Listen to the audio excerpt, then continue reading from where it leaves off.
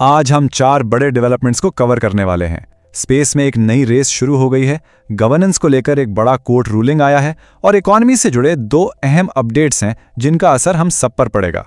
तो चलिए शुरुआत करते हैं आर्टेमिस प्रोग्राम से। ये एक ऐसा मिशन है जो चांद पर इंसानी पहुंच की रेस को एक बिल्कुल नए लेवल पर ले जा रहा है।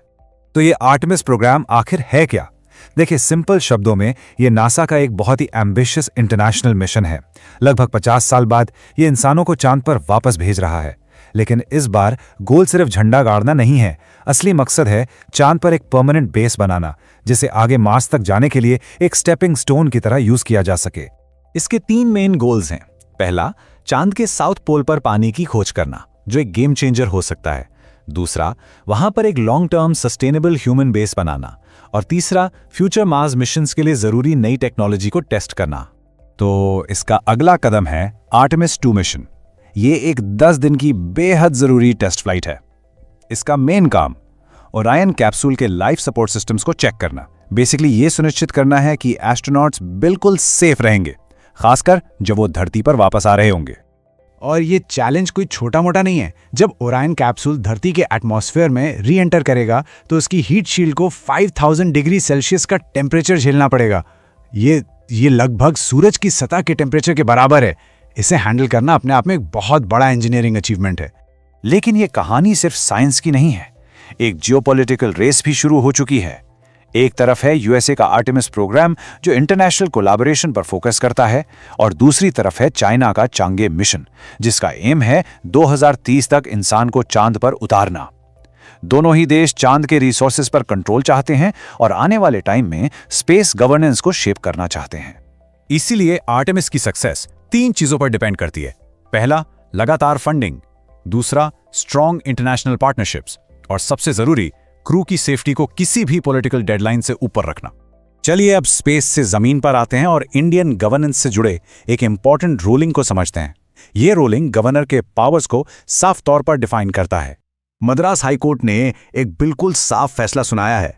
इस कोर्ट में कोर्ट कहता है कि गवर्नर, चाहे उन्हें पसंद हो या ना हो, काउंसिल ऑफ मिनिस्टर्स की सलाह मानने के लिए बाध्य हैं, खासकर जब बात किसी कॉन्विक्ट की सजा कम करने की हो।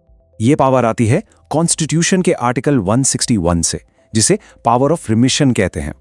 इसका मतलब है कि गवर्नर के पास किसी कन्विक्ट की सजा को माफ करने, कम करने या बदलने का अधिकार है। और कोर्ट का यह फैसला इस पावर पर सारी कंफ्यूजन हमेशा के लिए खत्म कर देता है। रूलिंग बिल्कुल क्लियर है। इस मामले में गवर्नर अपनी मर्जी से कोई फैसला नहीं ले सकते। उन्हें स्टेट कैबिनेट की सलाह माननी ही होगी। ये उनके लिए बाइंडिंग है, ऑप्शनल नहीं। अब गवर्नेंस से आगे बढ़ते हैं और इकोनॉमी के रेगुलेशंस पर नजर डालते हैं। यहाँ 2 बड़े अपडेट्स हैं, एक पूरे फाइनेंशियल सिस्टम को बचाने के लिए और दूसरा हम जैसे आम कंज्यूमर्स को ऑनलाइन धोखे से बचाने के लिए। तो पहले आइए बड़े पिक्चर को देखते हैं। इंडिया का इंश्योरेंस रेगुलेटर IRDAI इस बात को सुनिश्चित कर रहा है कि कुछ बड़ी कंपनीज इतनी ज्यादा बड़ी ना हो जाएं कि अगर वो फेल हो तो पूरा फाइनेंशियल सिस्टम ही डगमगा जाए। इसके लिए IRDAI ने 3 कंपनीज को, LIC, GIC और न्यू इंडिया एश्योरेंस को DSIS का टैग दिया है।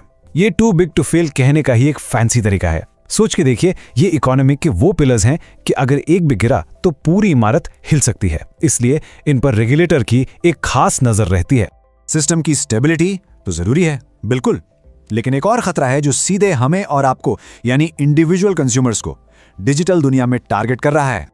यहां कॉन्सेप्ट आता है डार्क पैटर्न्स का। ये वेबसाइट्स और एप्स पर ऐसी ट्रिकी डिजाइन्स होती हैं जो आपसे वो चीजें करवा लेती हैं जो आप करना नहीं चाहते। फॉर एग्जाम्पल, किसी सब्सक्रिप्शन को कैंसिल करने का बटन इतना छुपा देना कि मिले ही नहीं, या चुपके से आपके शॉपिंग कार्ट में एक्स्ट्रा चीजें ऐड कर देना।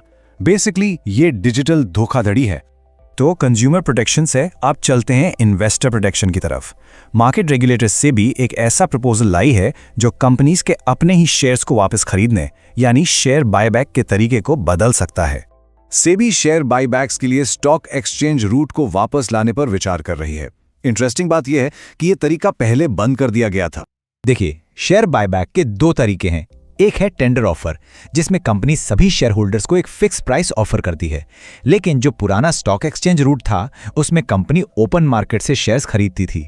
इसे बंद इसलिए किया गया था क्योंकि इसमें रिस्क था कि कंपनी का पूरा बाय ऑर्डर सिर्फ कुछ बड़े सेलर से ही पूरा हो जाए और छोटे रिटेल इन्वेस्टर्स को मौका ही ना मिले। तो अब आगे क्या? सेबी ने इस प्रपोजल को पब्लिक कंसल्टेशन के लिए ओपन कर दिया है। यहां सबसे बड़ा चैलेंज ये इंश्योर करना है कि इस नए सिस्टम में छोटे रिटेल इन्वेस्टर्स को बराबर का मौका मिले ताकि मार्केट की इंटेग्रिटी बनी रहे। तो चाहे वो स्पेस एक्सप्लोरेशन में कंपटीशन हो, गवर्नेंस में पावर्स का बैलेंस हो या स्टॉक मार्केट में छोटे इन्वेस्टर का प्रोटेक्शन, ये सारी बातें हमें एक ही बड़े सवाल पर लाकर खड़ा करती हैं। इस तेजी से बदलती दुनिया में हम ऐसे रूल्स कैसे बनाएं जो इनोवेशन को भी ना रोकें और सबके हितों की रक्षा भी करें। Thank you for watching. Like, share and subscribe. Hit the bell icon for new current affairs video.